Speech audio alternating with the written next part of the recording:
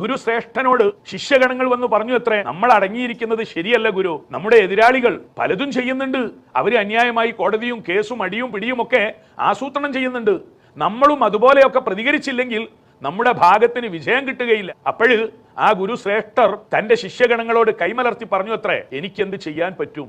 എൻ്റെ കയ്യിലുള്ളത് കൊണ്ടല്ലേ എനിക്ക് പ്രതികരിക്കാൻ പറ്റൂ, എൻ്റെ കൈവശം ഉള്ളത് കൊണ്ടല്ലേ എനിക്ക് പെരുമാറാൻ ഒക്കൂ. വല്ലാത്തൊരു വാക്കാണത്. നമ്മുടെ കയ്യിൽ സത്യമേ ഉള്ളൂ, നീതിയേ ഉള്ളൂ, ന്യായമായ വഴി മാത്രമേ സ്വീകരിക്കാൻ എനിക്ക് കഴിയൂ. മറ്റുള്ളവരെന്തെങ്കിലും ചെയ്യുന്നു, അവരിങ്ങോട്ട് കാണിക്കുന്നത് അനീതിയാണ്, അസത്യമാണ്.